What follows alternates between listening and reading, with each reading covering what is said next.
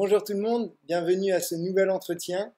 Aujourd'hui, nous allons voir ensemble l'évolution d'une passion en métier.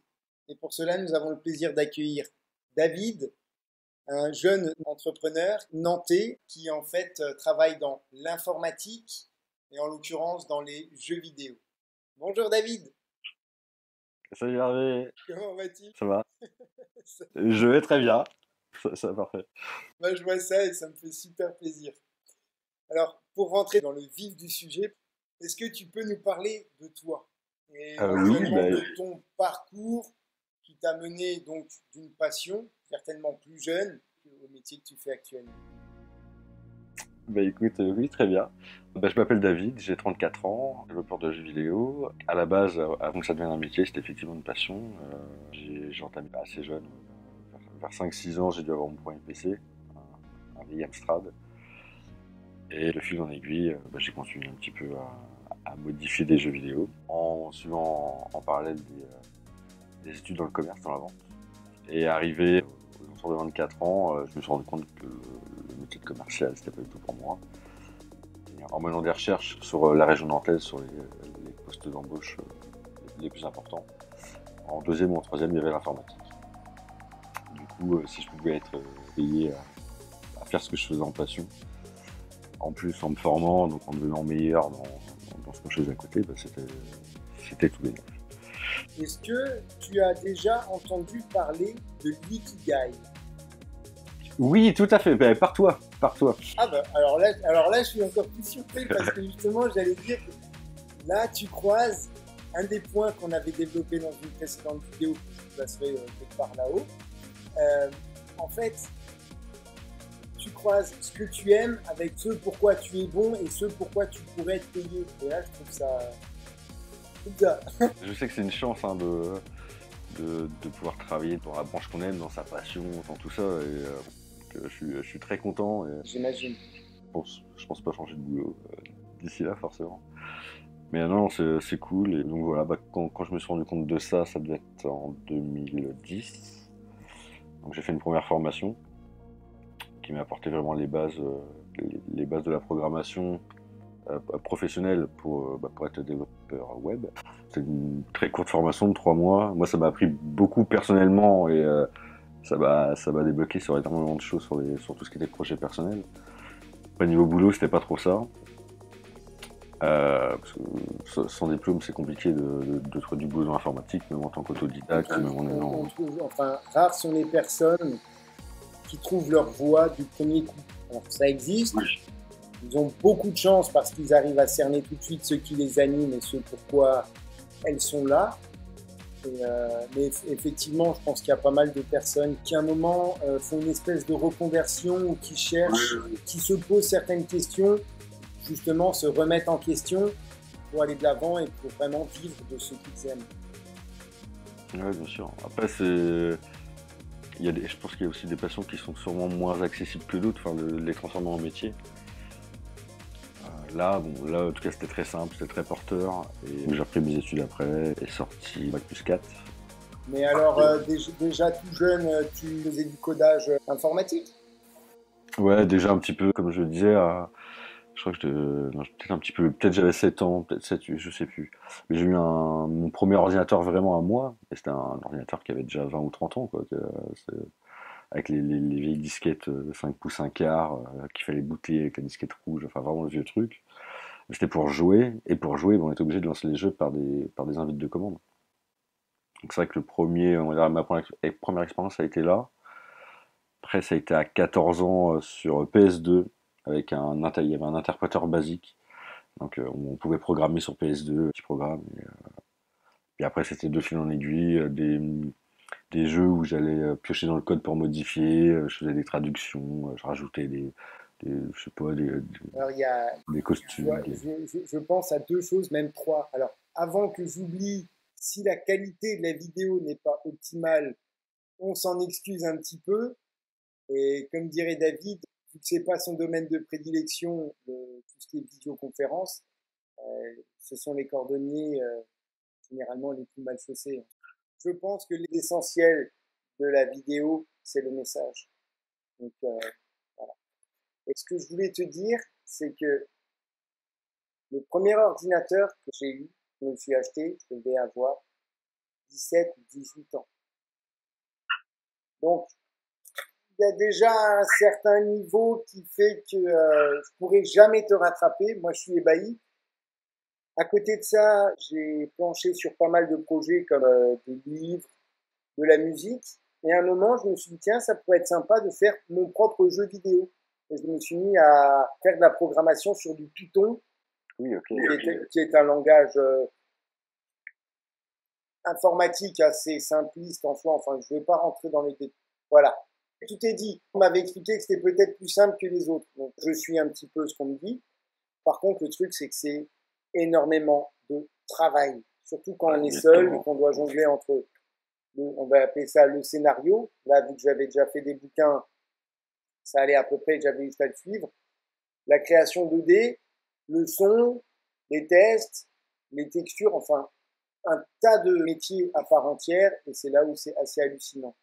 Et le troisième petit point, c'est que le jeune homme que vous voyez en face de vous, là, en fait, on s'est rencontrés sur Facebook parce qu'il partageait justement une de ses créations que j'ai trouvé bien, bien solide et franchement, encore une fois, chapeau parce que j'ai pas ton niveau, mais il y a du boulot derrière. Tout le monde ne le voit pas, il voit juste des trucs qui sont, je sais pas, un peu pixelisés ou autre.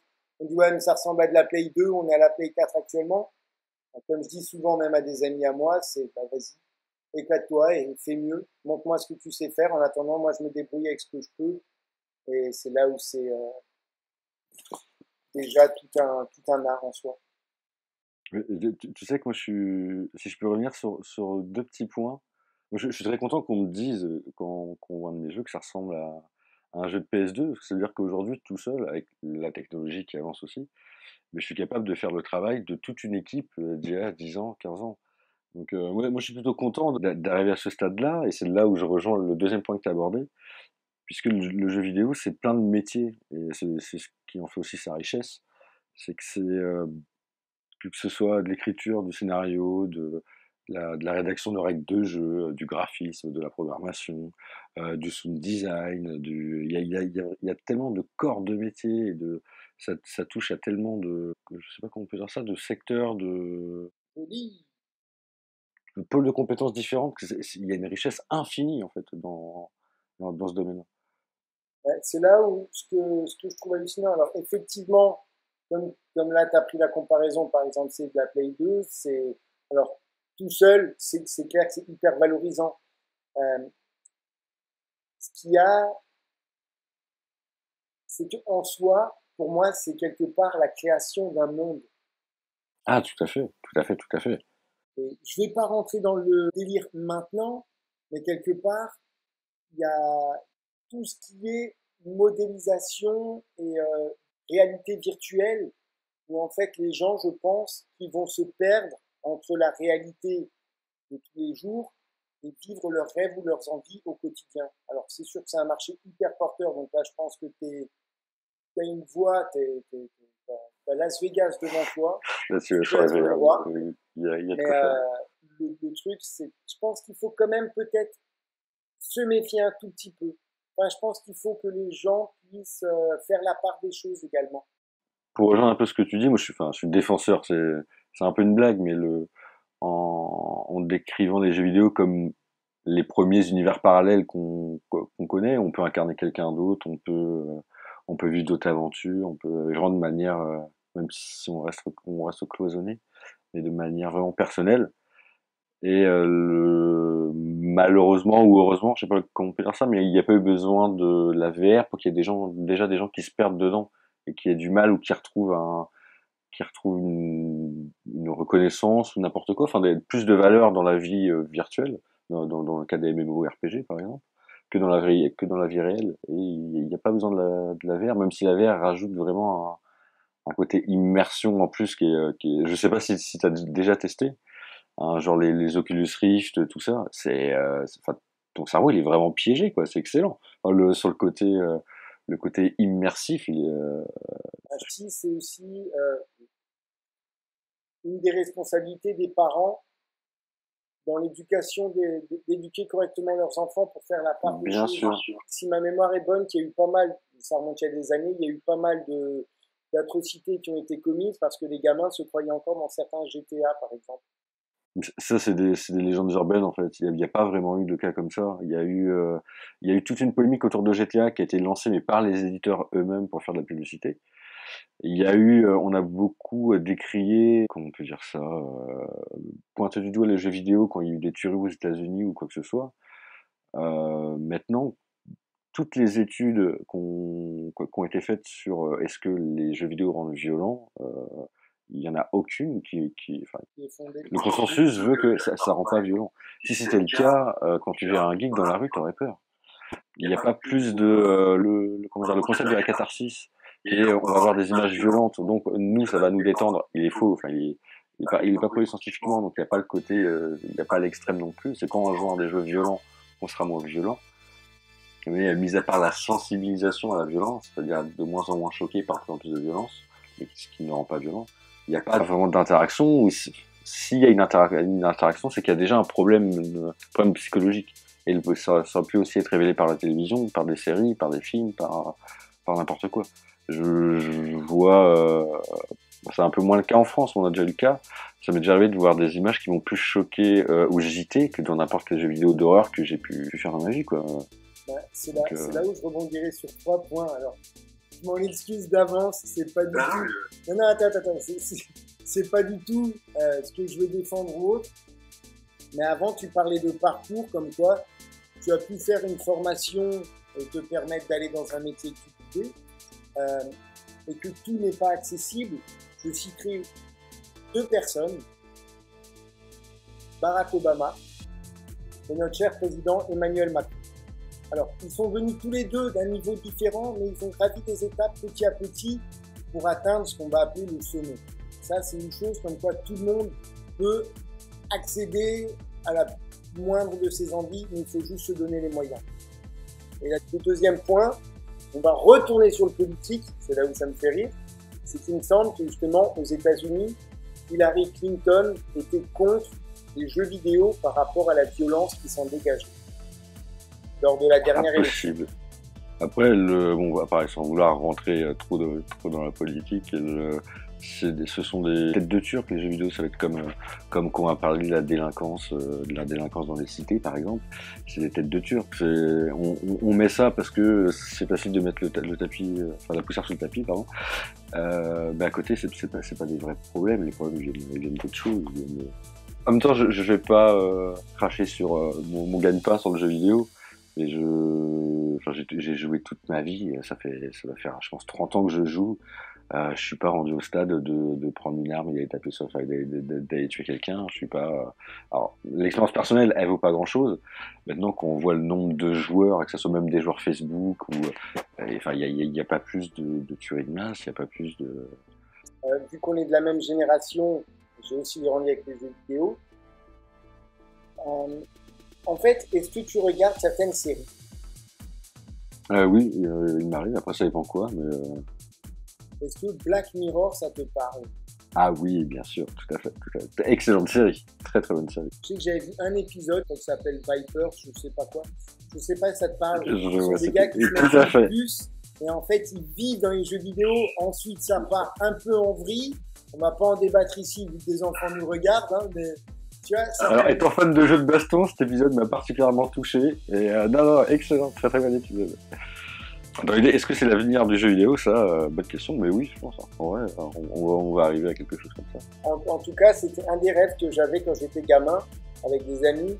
C'est un rêve qu'on partageait, c'était de rentrer dans la peau des personnages pour se taper dessus, pour faire du sport ou quoi que ce soit.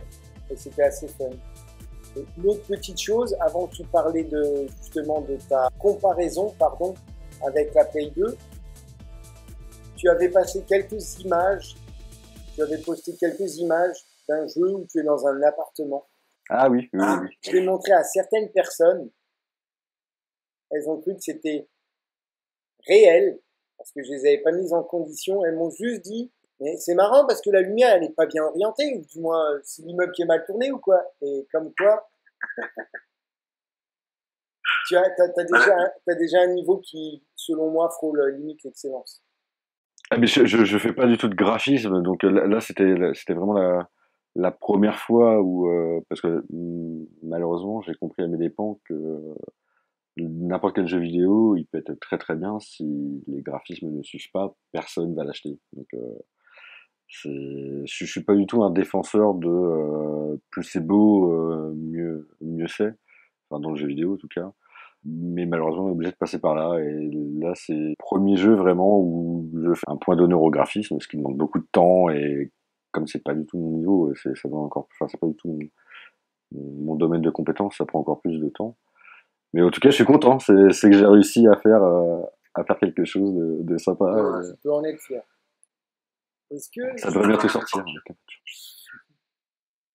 Est-ce qu'il y a peut-être une étape qui t'a fait passer, on va dire, du salariat au patronat, entre guillemets, le fait que tu décides de créer ton entreprise?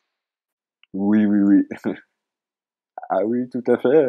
J'ai eu une étape qu'on appelle communément un burn-out.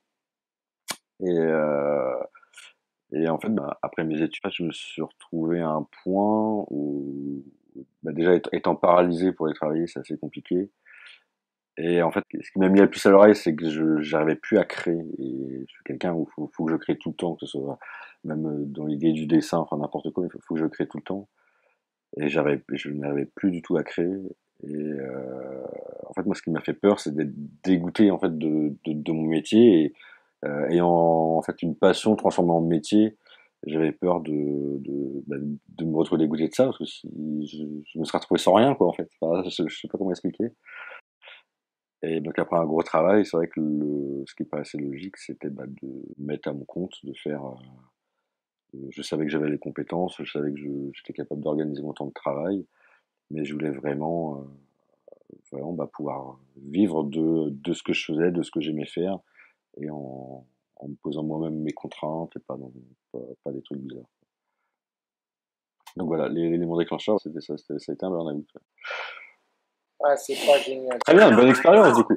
Mais, ouais, indirectement, alors, c'est le genre de choses qu'on ne souhaite à personne, mais a priori, ton sourire prouve que tu as pu t'en sortir. oui, oui, mais bien sûr, et heureusement, parce que j'aurais vraiment été désemparé. Enfin, vraiment, c'était vraiment une de mes grosses inquiétudes, et j'ai quand même eu la chance déjà d'avoir des gens autour de moi qui se sont rendus compte qu'il y avait quelque chose qui allait pas, et d'avoir vite pris conscience que malheureusement, enfin, on a besoin d'aide sur ce genre de trucs. Que ce soit surtout quand c'est lié au travail, quand c'est un travail qui prend au tripes. Euh, le métier de développeur, généralement, c'est pas un métier qu'on laisse au bureau quand on rentre chez soi. Si on bloque sur un problème et qu'on a la réponse le soir en faisant la vaisselle, bah, on arrête tout et on va prendre des notes, quoi. Et quand ça devient nocif, c'est compliqué. Donc, non, j'ai eu beaucoup de chance là-dessus et voilà. Et aujourd'hui, je suis encore plus épanoui. Je suis content d'être passé par là, au moins avoir une idée des limites, de choses à ne pas reproduire. Non, ça reste, ça peut être bizarre dit comme ça, mais ça reste une bonne expérience. Avec du recul, quoi. Avec beaucoup de recul. Sur le coup, non, pas du tout. Avec du recul, oui, carrément. Est-ce que, si je peux me permettre, ton burn-out, est-ce qu'il a peut-être découlé d'une mauvaise gestion de tes supérieurs ou quelque chose? Ou pas D'un côté, oui. En fait, dans l'entreprise. Est-ce qu'ils ont essayé de t'aiguiller ou c'était pas trop à l'écoute? Non, pas du tout. Déjà, le truc, c'est que moi, j'ai été embauché à la base pour une expertise technique. Et je me suis retrouvé dans 80% du temps à répondre au téléphone et à traiter des problèmes de gens qui avaient mal démarré leur ordinateur. J'exagère un petit peu, mais enfin, qui ne savaient pas utiliser le logiciel. Il n'y avait rien de technique, je fais de l'assistance. Donc c'était assez compliqué. Et du coup, moi à côté, le temps que j'avais de libre chez moi, je le passais à développer des jeux, à développer des trucs pour... enfin, j'avais pas mon quota de dev dans la journée, alors que j'étais censé faire ça. Donc, c'est de fil en aiguille, ça durait quand même 2 ans. Et ouais, ça devenait invivable. Et à force, déjà aucun soutien de la part des supérieurs, ça c'est sûr. Ça, justement, c'est inspirant, quoi. Donc, on s'enferme dans son truc. Ça, justement, tu vois, c'est un des points qu'on a développé dans une autre vidéo avec justement une personne qui souhaite créer une entreprise. Elle vient en soutien aux employeurs pour éviter ce genre de débordement ou de non-assistance, pour justement accompagner les entreprises, que ce soit dans des valeurs, que ce soit dans une restructuration, mais toujours dans une amélioration continue pour apporter un confort général. Parce que forcément, s'il y a une personne, une, voire plusieurs qui se sentent pas bien, c'est toute l'entreprise qui en pâtit. Donc à un moment, il faut arrêter d'être un petit peu à côté de la plaque et d'avoir des œillères. Il faut aller voir les gens et rester dans le contact humain. Sur ces belles paroles, je vous dis à bientôt pour la suite.